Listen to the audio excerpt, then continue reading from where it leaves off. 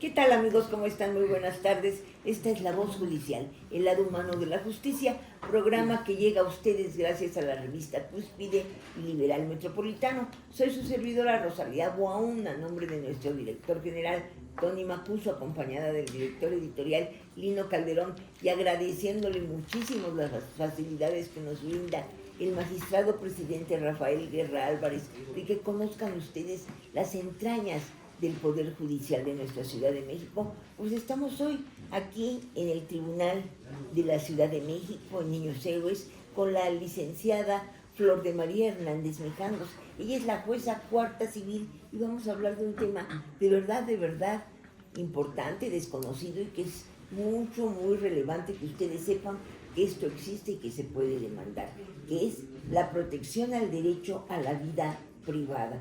Tema importantísimo. La licenciada Flor de María Hernández Mijangos nació un 11 de mayo en San Cristóbal Las Casas, un lugar hermoso de nuestro país, Chiapas, Chiapaneca. Ella estudió en la Universidad Tecnológica de México, tiene su cédula profesional, ingresa al Poder Judicial de la Ciudad de México en 1999.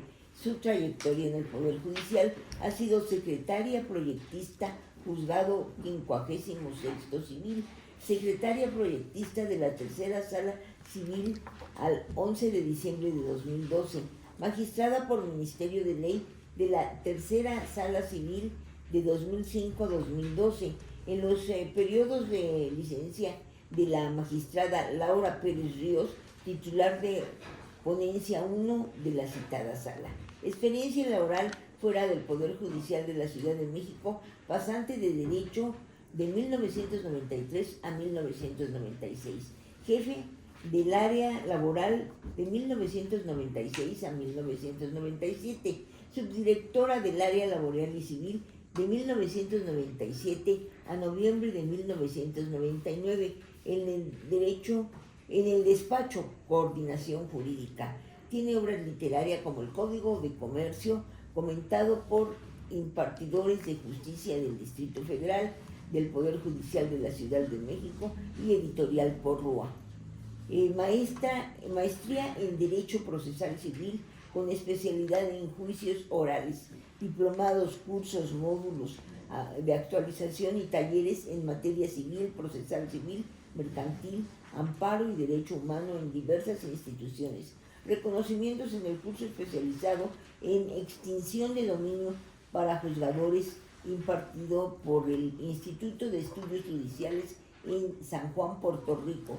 Reconocimiento en el Foro Regional en Enlaces de Género de los Tribunales Superiores de Justicia de las entidades federales. Curso de protección civil para funcionarios de alto nivel en el manejo de emergencias.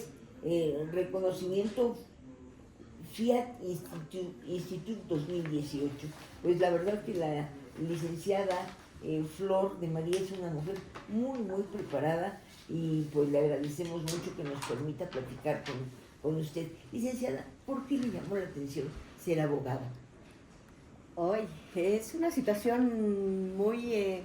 yo siempre he creído en el destino, siempre he creído en que todos los caminos nos llevan a lo que vamos a hacer en un futuro.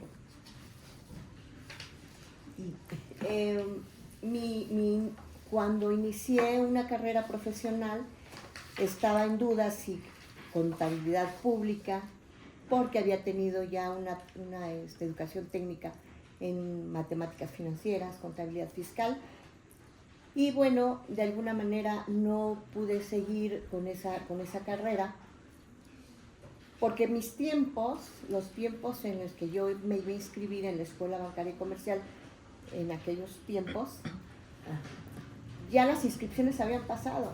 Caray. Sí, ya habían pasado. Entonces me fui a la Unitec, y en la Unitec los exámenes eran al día siguiente. Caray. Pero no de contabilidad pública, sino de derecho. Y ahí fue donde decidí estudiar derecho. El destino la llevó. El destino me llevó. Y así fue porque, bueno, después incursioné en el despacho. El titular del despacho Me enseñó a proyectar en materia civil, litigaba en materia laboral y proyectaba en materia civil. Qué bien. Después hubo la oportunidad de ingresar al tribunal, gracias a mi querida maestra Alejandra Beltrán, juez 38 civil actualmente. Y ella me invitó a trabajar al tribunal. Y desde entonces aquí está. Y desde entonces aquí estamos. Nos hemos seguido preparando para ser mejor cada día e impartir justicia. A veces es complicada la impartición de justicia porque cuando queremos impartir justicia tenemos el derecho a un lado, ¿no? Claro. Ahora ya tenemos una mayor apertura porque tenemos, como juzgadores, tenemos que velar por esos derechos humanos, de acuerdo al primero constitucional en relación con el 17, de velar por esos derechos humanos, protegerlos, garantizarlos, bajo los principios de universalidad, accesibilidad. Y eso, en eso están ustedes muy pendientes. Y exactamente, de entonces, cumplir. exactamente. Ahora, siempre he comentado que en los derechos humanos hay una dualidad, hay dos vertientes, porque tanto derechos humanos tiene el propietario de un inmueble, como derechos humanos también tiene el arrendatario de poseer un inmueble, pero que bajo una prestación, ¿no? Una contraprestación. Yo te doy el arrendamiento de mi inmueble, pero tú a la vez me pagas una renta. Exacto. Entonces, hay derechos humanos que nosotros tenemos que protegerlos, pero tenemos que tener también mucho cuidado con eso, porque esos derechos humanos creo que van encaminados más a los grupos vulnerables, es decir, a los adultos mayores, que en nuestro haber, en nuestro trabajo diario, vemos asuntos en el que siempre hay litigios, mamás contra hijos, hijos contra papás, entre hermanos. Entonces, el órgano jurisdiccional debe de ser muy sensible al momento de tocar estos temas, al momento de resolver. Eso. Se ha especializado mucho en eso. Licenciada Flor de María Hernández, ¿qué protege el derecho a la vida privada? Bueno, protege el derecho a la vida privada, pues conforme ya el artículo 10 de la propia ley de responsabilidad civil para la protección del derecho a la vida privada, al honor y a la propia imagen en el Distrito Federal, ahora Ciudad de México, protege del conocimiento ajeno a la familia. O sea, nuestro domicilio, papeles, posesiones y todas aquellas conductas que se llevan a efecto en lugares no abiertos al público, cuando no son de interés público o no sean difundidos por el titular del derecho. Es decir, si el titular del derecho soy yo soy la única que puede manejar mis situaciones personales, mis datos personales. Nadie puede inmiscuirse. Eso es lo que protege. ¿Qué se entiende por vida privada, licenciada Flor de María Hernández? Pues también está regulada en la propia ley, en su artículo 9, y es aquella que no está dedicada a una actividad pública y que por ende es intrascendente y sin impacto en la sociedad, de manera directa, y en donde en principio los terceros no deben de tener acceso alguno, toda vez que las actividades que en ellas se desarrollan no son de su incumbencia ni les afecta. Entonces, todo aquello que es íntimo, personal, no les incumbe a terceros. ¿Qué es el derecho a la vida privada y familiar? De igual forma, esa también está regulada en su artículo 11. Como parte de la vida privada se tiene derecho a la intimidad, que comprende conductas y situaciones que por su contexto y por desarrollarse en un ámbito estrictamente privado no están destinados al conocimiento de terceros o a su divulgación cuando no son de interés público o no se han difundido por el titular del derecho. Todo esto, todos estos, ¿qué protege el derecho a la vida privada? ¿Qué se entiende por la vida privada? ¿Qué es el derecho a la vida privada y familiar? Todo tiene que ver sobre el interés público. Si no es de interés público, pues es privado. Y en ese sentido, el artículo 6 de la Constitución, que prevé el derecho a la libertad de expresión, también tiene esos límites, en donde no debe de accesar a estos puntos de mi vida privada. Porque eso nada más le incumbe a la persona, no a terceros.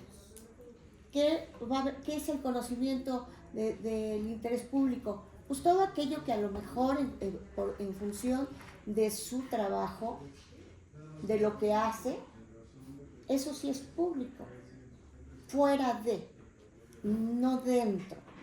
O sea, en un lugar cerrado en donde nada más pertenece a la persona y a su familia. Eso es lo que va a proteger, a menos que el titular del derecho lo difunda. Pero no podemos inmiscuirnos, no debemos inmiscuirnos. Eso es lo que protege la ley. El derecho a la vida privada. ¿Cuáles son los tipos de privacidad, licenciada? Esta pregunta es así muy amplia porque existe la privacidad, bueno, en cuanto a mi honor, mi imagen. Además también hay a la privacidad, a los datos personales, mi privacidad telefónica. Ya hay criterios al respecto, esos son inviolables, a menos que yo lo proporcione. El titular del derecho, si manifiesta, si expresa situaciones personales, bueno, ya lo está difundiendo. Pero aún así existe la protección de no difundirlo. Yo lo puedo decir, pero no lo vamos a difundir ni mi imagen, ni mis datos personales si yo no lo autorizo, si yo no lo quiero. Eso sí, si no lo estoy autorizando, no se puede. No. No se debe. No se debe. ¿Por qué? Porque existen sanciones. Está la Ley de Protección de Datos Personales. ¿Y qué sanciones pueden tener? Bueno, hay sanciones desde administrativas, penales. ¿También penales? También penales. ¿En qué caso se puede caer en...? Ustedes recordarán la Ley Olimpia. Entonces, en la Ley Olimpia, si yo no autorizo mi imagen o videos, ¿no? Y videos íntimos que a lo mejor yo me hubiese tomado personalmente, pero si yo no lo autorizo, pues esa es una cuestión privada y sí hay sanciones. Hay sanciones económicas y privativas de libertad. En la misma ley de Olimpia lo dice, lo establece. ¿En su experiencia ha habido casos de privacidad de la libertad? Aquí no, aquí es una materia civil y no analizamos hechos constitutivos de delitos. Aquí lo que nosotros vemos son asuntos de daños morales, cuando afectan a los sentimientos, al honor. Eso es lo que nosotros de alguna manera analizamos, y si existe algún daño provocado por algún tercero, pues eso es lo que se sanciona. El daño moral. El daño moral. En el tema de Internet, ¿cómo se contempla una violación a la privacidad? Porque ahorita hay muchísimo en Internet. Sí, bueno, es que cuando se propaga de una persona a otra información falsa, la creación de forma premeditada de mensajes que no sean reales o que son modificados, o bien que son propagados sin el consentimiento por el titular del derecho. Por ello es importante no compartir información para que no se afecten o violenten la privacidad de las personas. Eso es. Por ejemplo, bueno, ya lo comentaba, compartir fotos íntimas constituyen un delito por violación a esa intimidad.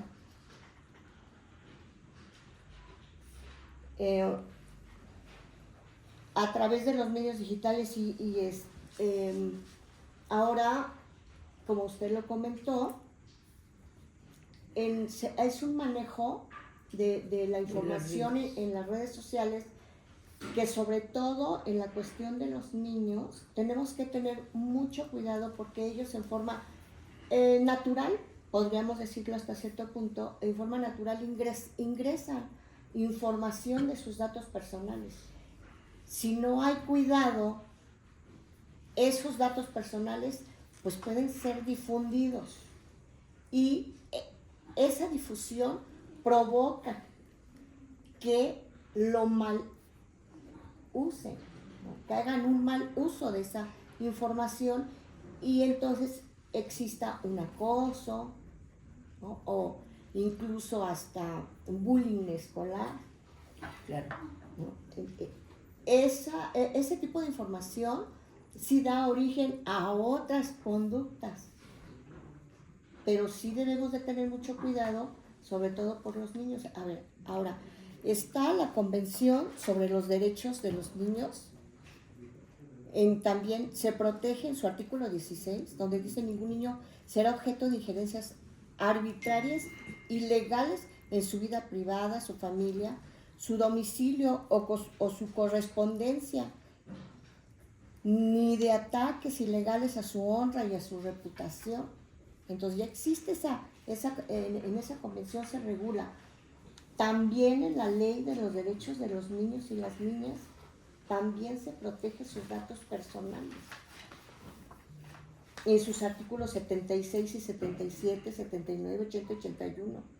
En la Ley General de los Derechos de los Niños y las Niñas y Adolescentes establecen que tienen derecho a su intimidad personal y a la familia y a la protección de sus datos personales. Licenciada Flor de María Hernández, le vamos a suplicar un momento. Vamos a un corte a cabina central y regresamos. Esta es La Voz Judicial, el lado humano de la justicia.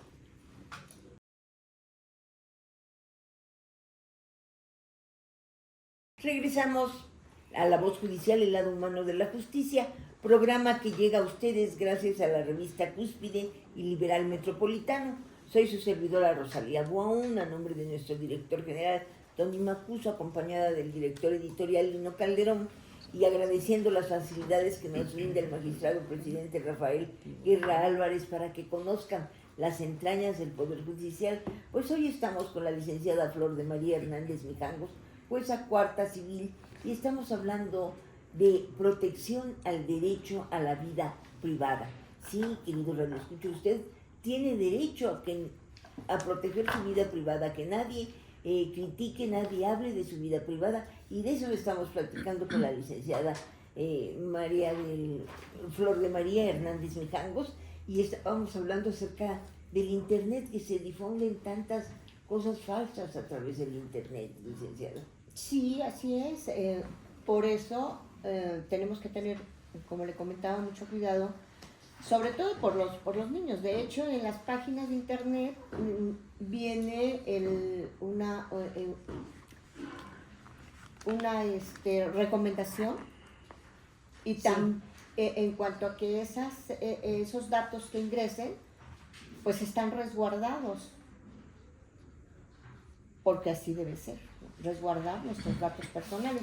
Toda autoridad, todo organismo que se encargue o que tenga bajo su resguardo datos, estamos obligados a resguardarlos, a no difundirlos. Y en la cuestión, Pero no es así, los difunden, porque vemos, por ejemplo, que de los bancos han de dar los datos de la gente, le hablan a uno para ofrecerle todo. ¿Cómo saben? ¿Cómo tienen esos datos? Es que es muy complicado, pues ese tipo de cuestiones que no están a veces, no están en nuestras manos. Nosotros las autoridades sí cuidamos ese aspecto, sí tenemos esa obligación, porque de alguna manera están sancionados si nosotros violentamos, si proporcionamos datos personales de las partes. Aquí, por ejemplo, los juicios se llevan en total secrecía. No debemos difundir ningún dato, a menos que ya sea una versión pública. Es así. ¿Cuándo va a ser una versión pública? Pues cuando ya haya una sentencia que causó ejecutoria, que ya no hay forma de que me la puedan modificar.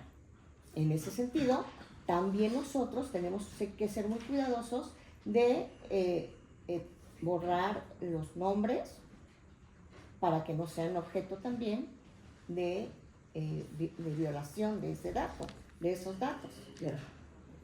Entonces, ¿qué pena se contempla a quienes invaden la privacidad, licenciada? Bueno, en el artículo 259 del Código Penal, en su fracción tercera, establece que comete el delito del ejercicio ilegal del servicio público el servidor que por sí o por interpósita persona sustraiga, destruye, oculte, altere, utilice o inutilice indebidamente información o documentación que se encuentre bajo su custodia, o la cual tenga acceso o de la que tenga conocimiento en virtud de su empleo, cargo o comisión. Y la pena será de 6 a 12 años de prisión y multa de 25 a 250 veces el valor diario de la unidad de medida. Esa es una sanción privativa de libertad y una sanción económica. Uh-huh. Y en su experiencia, ¿hay muchos casos estos? De violación a la vida privada, sí hay casos. Por eso existe la acción del daño moral, porque violentan sus datos personales como que pudiera ser algo que no podemos inmiscuirnos y no podemos investigar en cuestiones de su vamos a llamar quizá de una preferencia sexual, y difundirlo. Esa es una cuestión íntima que nadie puede entrometerse a menos que yo lo autorice. Tal vez mi imagen, una fotografía que me tomen en la intimidad de mi familia, con mis hijos. Además, si los niños son menores de edad, tampoco pueden divulgar esa proyección fotográfica sin la autorización del titular del derecho. Ese tipo de acciones son las que hemos tenido aquí en el juzgado, hablando de la cuestión de la vida privada. A los artistas pues les sucede mucho, porque es lo que dicen los periodistas que es la nota, ¿no? Y se meten en la vida privada de ellos. ¿Ellos podrían demandar al periodista? Sí, podrían demandar al periodista. Como le comentaba hace un momento, en el artículo 6 constitucional, que se lo voy a leer literalmente, dice: la manifestación de las ideas no será objeto de ninguna inquisición judicial o administrativa, sino en el caso de que ataque a la moral, la vida privada o los derechos de terceros, provoque algún delito o perturbe el orden público. Ahí está la limitante. Ahí está. ¿Sí? Entonces, es muy claro. Ahora, ya la ley de la responsabilidad civil para la protección del derecho a la vida privada, el honor y la propia imagen en el Distrito Federal, aplicable a la Ciudad de México, ya lo regula específicamente y ya nos establece qué debemos entender por la vida privada, qué es lo que protege esta ley, el honor, la imagen, y entendiéndose como la imagen no solo una proyección fotográfica, sino todas aquellas características que puedan identificarme, que puedan decir que es Flor de María. Entonces, eso es Aunque no de su nombre, si estoy dando datos que me llevan a reconocerla, ya estoy... Esa es una imagen. Los criterios jurisprudenciales que se han publicado recientemente, ya establecen qué se debe entender por la imagen y qué es lo que protege.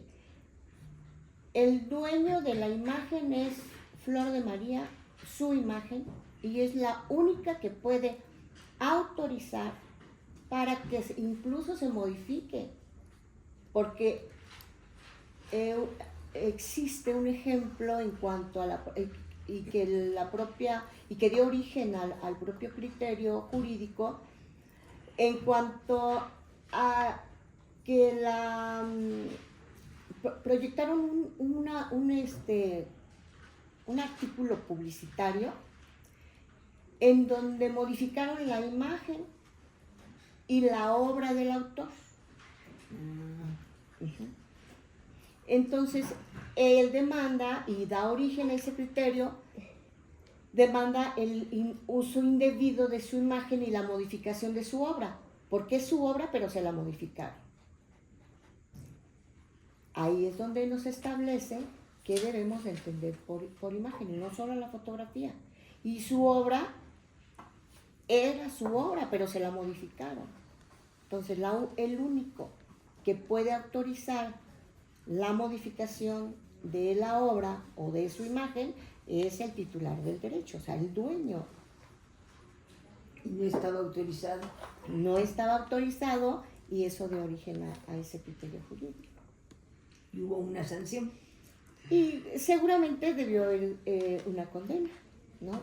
Una condena que es una indemnización por el daño que se le ocasionó, ya sea una indemnización económica, que generalmente en eso se traduce en la cuestión del daño moral, que es una indemnización por el uso indebido de su imagen o por la modificación de su obra. En el caso de que necesitara hacer una demanda de daño moral, ¿hay que venir o se puede hacer a través de internet? Debe ser en forma escrita o a través de electrónica.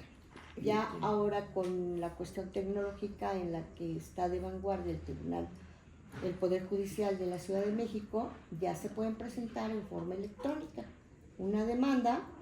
Sin embargo, los juzgadores prevenimos para que exhiban sus documentos originales que soporten los hechos de su demanda. ¿En qué basan? Porque en una demanda narran los hechos que constituyen un daño moral, pero eso debe de estar soportado con pruebas documentales, testimoniales, incluso videos. Esos sí los tienen que aportar directamente al juzgador. La presentación de la demanda es electrónica. ¿Un juicio de estos cuánto tiempo se lleva? De 6 a 9 meses. Generalmente. Sí, generalmente eso es lo que dura el tiempo de un procedimiento de esa índole. Claro que ahí no termina. La parte que pierde, la parte vencida, pues tiene el recurso de apelación. Y si en el recurso de apelación, bueno, pues ambas partes, la que también no le benefició, pues se va al juicio de amparo, interpone su juicio de amparo. Ahí ya es un poquito más largo, tal vez 2, 3 años. O sea que se puede llevar mucho tiempo. Pues ahora con la oralidad, creo que eso se van a cortar los tiempos, mucho. Porque nosotros, ahorita en la actualidad, pudiéramos no admitir pruebas que resulten inconducentes. ¿Qué es una prueba inconducente? Que no va encaminada a acreditar ese hecho. Y luego traen cosas así. Sí, sin embargo, bueno, está el recurso de apelación, impugnan ese auto admisorio de pruebas que se resuelve en forma conjunta con la apelación en la sentencia definitiva, y si la autoridad de alzada considera que esa prueba debió haberse desahogado o debió haberse admitido y que por lo tanto se desahogue, pues no lo regresan y iniciamos con el desahogo de esa prueba. Son diversos criterios que tenemos los juzgadores para la cuestión de la admisión de las pruebas.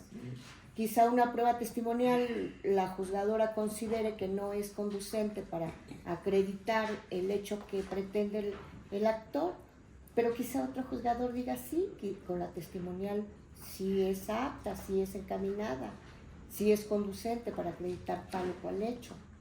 Y estos demandas de protección al derecho a la vida se hacen en juzgados civiles. ¿Todos los juzgados están preparados para esto? Sí, todos los juzgados, todos los juzgadores estamos preparados para resolver este tipo de acciones, los juzgadores civiles, una materia civil.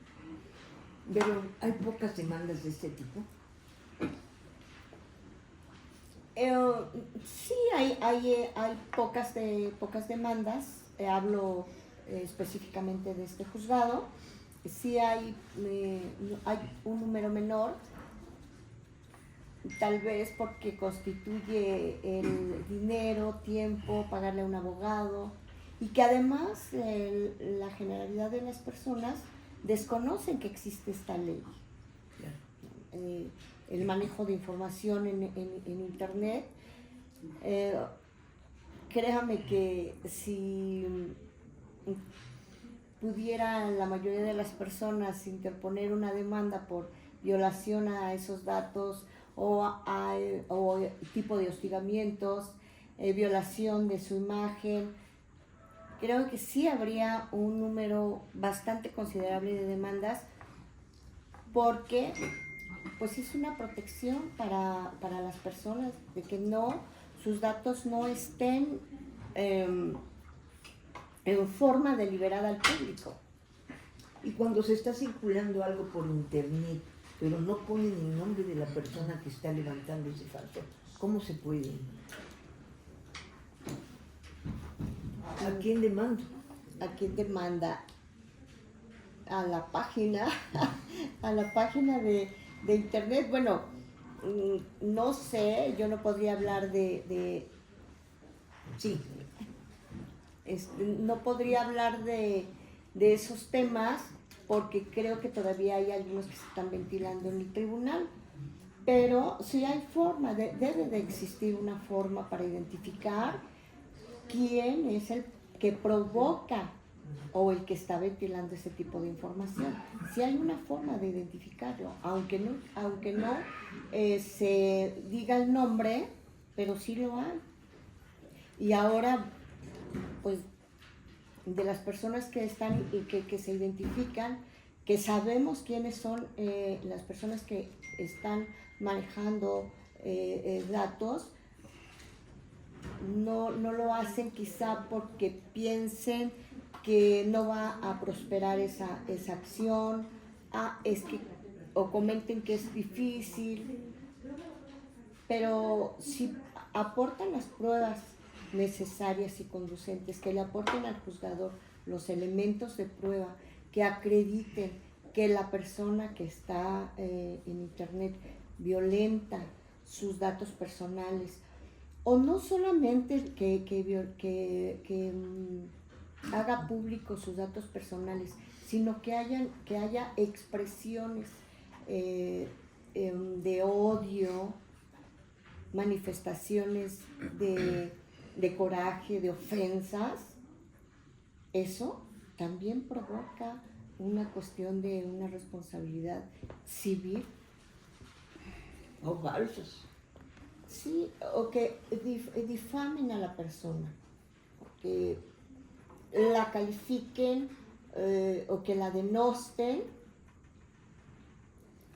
Esas son cuestiones que protege la responsabilidad, la ley de responsabilidad civil, protección a la imagen. Eso es lo que ustedes hacen aquí. Eso es lo que nosotros hacemos aquí. Licenciada Flor de María Hernández, le vamos a suplicar otro momento. Vamos a cabina central y regresamos. Recuerden que este programa llega a ustedes gracias a la revista Cúspide y Liberal Metropolitano. Regresamos, amigos.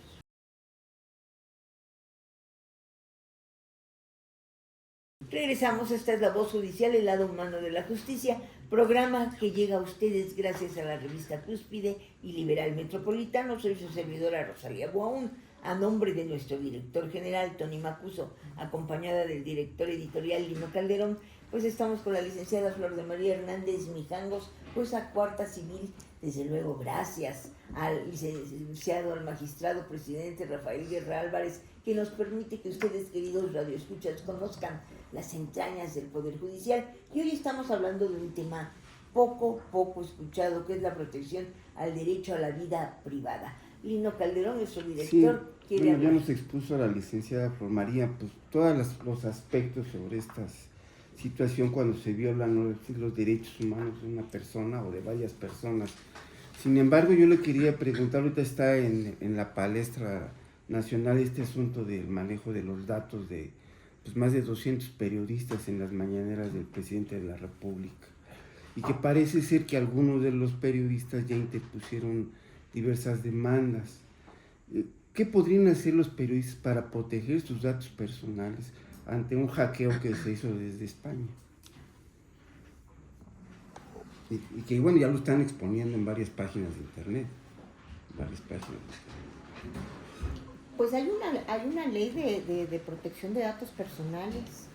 Esa ley de datos personales pues es la que protege, y no solamente a los periodistas. Uh-huh. Es una protección general. La forma en que lo hackean, pues digo, la tecnología en la que estamos inmersos todos, pues es una forma que no se puede controlar en cuestión del manejo de esa información. Lo comentaba hace un momento, bueno, incluso los bancos proporcionan nuestros datos personales, nuestros números telefónicos.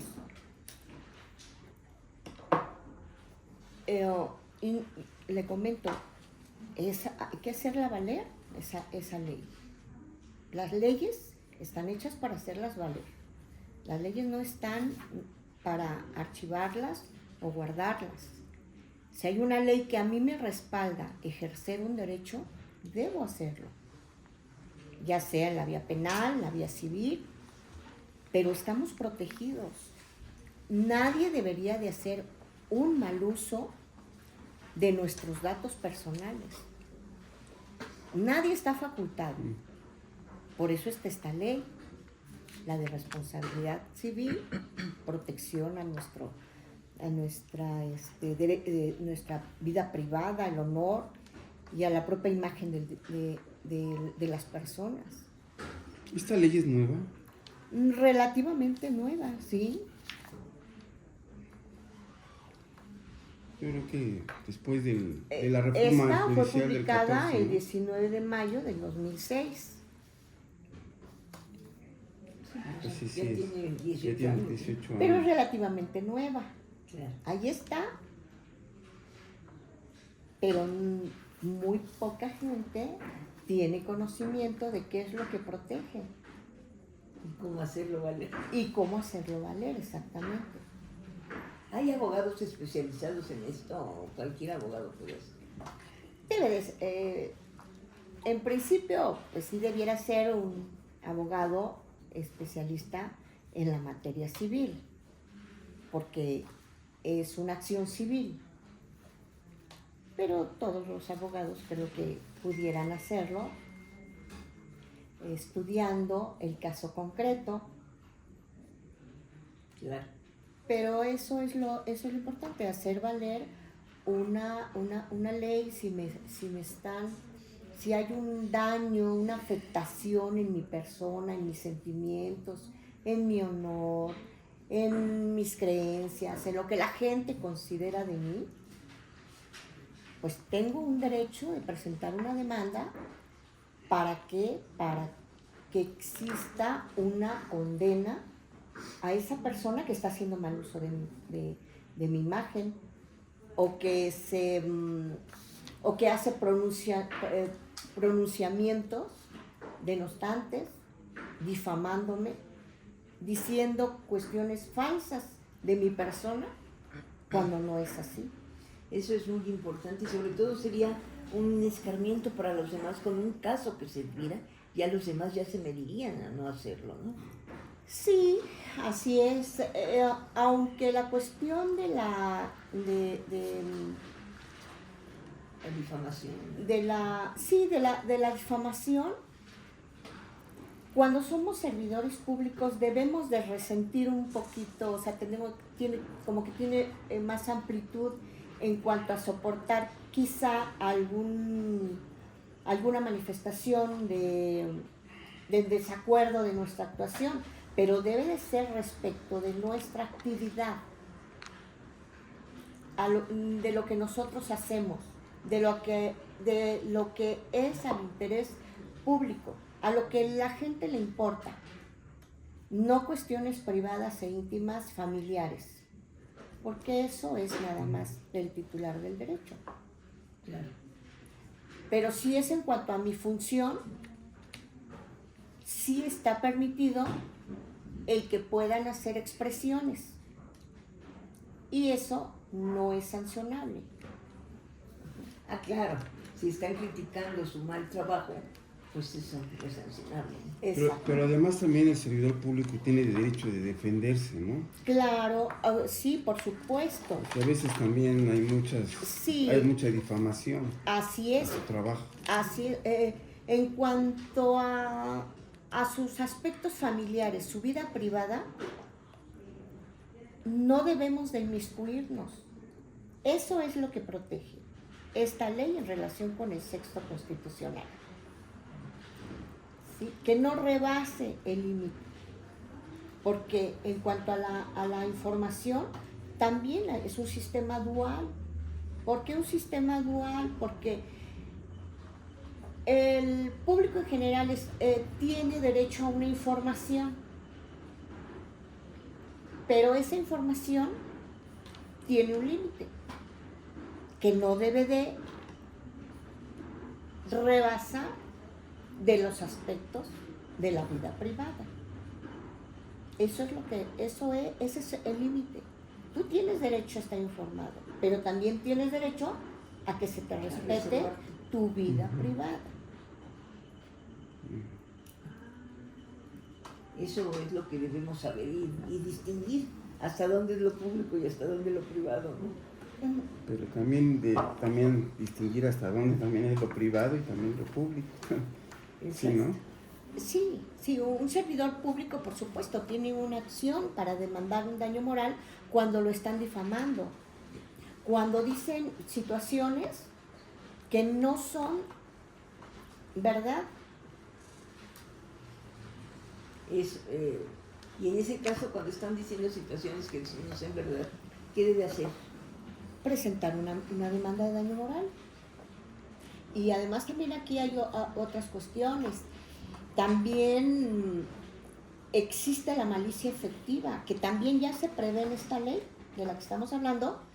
Y la malicia efectiva, ¿qué debemos entender por una malicia efectiva? Que a sabiendas que es falso, lo estoy afirmando. Y así el periodista, vamos a llamarle, o el reportero, aún teniendo el conocimiento de que eso no es verdad, lo reproduce. Y entonces también ahí da otra opción que se le llaman los daños punitivos. Aparte con independencia de un daño moral, pueden en la misma demanda los daños punitivos. ¿Qué es un Son, daño? son con alevosía y ventaja, ¿Qué es un ¿no? daño Son punitivo? plenamente conscientes los que hacen estos actos. Así es. O sea, el daño punitivo, ¿qué es lo que pretende? Disuadir de esa conducta. Es decir, para que no lo vuelvas a hacer. O sea, en términos, en un vocabulario sencillo, es para que no lo vuelvas a hacer. Oiga, licenciada, hace unos años, bueno, hemos visto durante todos los últimos años de la historia política y local, hemos visto que ha habido muchas demandas, pero a veces algunas cuestiones que afectan, o sea, difaman a los personajes, y estos presentan demandas a quien corresponda, a quien sea el responsable, pero ya hacen un antecedente de daño moral a la persona afectada. ¿Se puede hacer ese tipo de demandas o ya no, con la nueva ley? Bueno, si eso ya está juzgado, no. Si ese punto que fue ya revisado por un juez y sentenciado, sentenció absolviendo a la persona que le estaban imputando el hecho, si es eso, si se refiere a lo mismo, ya no podría, con esta nueva ley ya no podría, porque hay una cosa juzgada, ya se juzgó esa conducta. Pero si es una nueva, sí. Sin saber quién es el responsable que está haciendo Bueno, se tiene que investigar, ¿no? Sí, sí, antes de presentar una demanda, sí deben de hacer una investigación, porque además, si hay algunas demandas que no prosperan, es porque existen deficiencias en los hechos.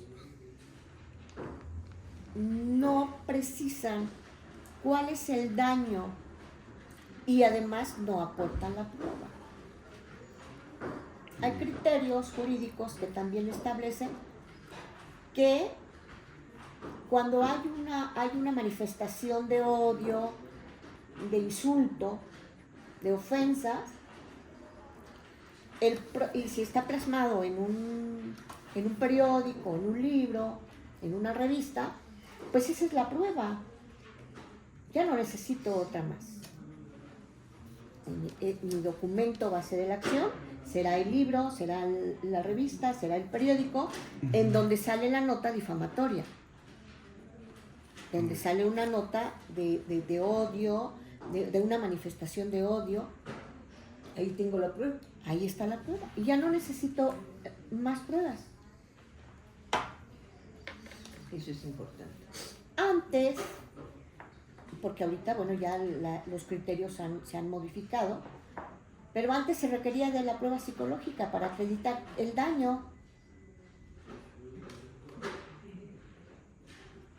Pero es un hecho natural que si hay un documento en donde hacen una manifestación falsa, algo que no es verdad, pues esa es obvio que me va a lastimar en mis sentimientos, en mi honor y en la creencia que todos tienen de mí, porque es una noticia falsa y la reproducen, como usted dice. Y no nada más, a veces, no nada más es escrito, también es en internet. Exacto. La información ya no es, ya no se nos guarda en un documento, sino que nada más es ponerla en internet y circula a millones de personas, a millones, y no nada más en nuestra ciudad, sino que mundialmente. Cualquiera puede acceder a una página, poner un nombre y entonces ya salen N de datos. Y si esos datos que están en internet se refieren a actos falsos, a difamatorios, manifestaciones de odio, eso es lo que causan daño moral. Y es lo que se debe demandar. Y es lo que se debe demandar a la persona que está realizando esas manifestaciones. Pues ha sido muy importante platicar con usted, licenciada, y que nuestros radioescuchas conozcan de hasta dónde pueden demandar estos daños que los afectan moralmente, personalmente, y que está sucediendo constantemente. Licenciada Flor de María Hernández, ¿Cómo se ha sentido trabajando al lado del magistrado presidente Rafael Guerra Álvarez? Pues nos hemos sentido tranquilas. Es un presidente que ha sabido cuidarnos, Sí. lo ha manifestado públicamente. Sí. Respeta nuestras decisiones como jueces autónomos que somos. Eso es importante. Sí, eso es muy importante. Humano, ¿no? Eso es muy importante, que nos deje trabajar. Él sabe que tenemos, que cuenta con jueces capaces, preparados, además de que constantemente nos estamos preparando. Y nos estamos preparando pues para el justiciable, Claro. para emitir cada sentencias que sean Más conforme a justas. derecho. Sí, y trabajar al lado del magistrado Rafael Guerra, la verdad es que ha sido muy satisfactorio, con mucha tranquilidad, porque creo que eso es lo que nosotros tenemos, eso es lo que necesitamos. Así es. Tranquilidad, y que ha sido muy respetuoso. Ha respetado la figura del juez, nos ha apoyado en cuanto a la preparación que cada juzgador debe de tener, pues con los cursos, ahora con la oralidad. Creo que esto va a funcionar mucho mejor. Los juicios van a ser con menor tiempo, vamos a poder dictar las sentencias en el momento. Es una nueva experiencia que vamos a tener, y que día con día lo manejamos, porque salimos a las audiencias, estamos pendientes. Entonces cualquier juez, creo yo y tengo la seguridad de que vamos a estar muy bien incursionando a la materia de oralidad. Sí, porque el justiciable necesita que el juez esté presente, que el juez resuelva en el momento, que el juez tenga a su alcance en ese instante todas las pruebas, y en ese momento decirle a la parte actora: tiene usted la razón, porque mire, aquí tiene su documento que lo considera propietario. O, señor demandado, ¿qué cree? Sus pruebas fueron insuficientes para desvirtuar la acción. Licenciada, no sabe cómo le agradecemos el que nos haya recibido. Ojalá que pronto nos vuelva a recibir para platicar más. Claro que sí, con un gusto. Gracias. Siempre hablar del derecho es apasionante. Digo, no sé si se valga que yo lo diga, ¿verdad? No lo vemos. Pero el derecho es mi pasión. Eso es lo El importante. impartir justicia para mí es una gran satisfacción, que cuando vienen y me dan las gracias, yo les digo: no, ustedes no tienen por qué dar las gracias, porque usted demostró que tenía la razón. Entonces, siéntase feliz por ello. Y eso a mí me enorgullece y me hace ser mejor persona cada día y mejor juzgadora. Y bueno, muchísimas gracias, licenciada Flor de María Hernández Mijangos. Y bueno, pues agradecemos las facilidades para la realización de este programa a nuestra casa Audiorama, buenísima, 1530 y 1590 de AM.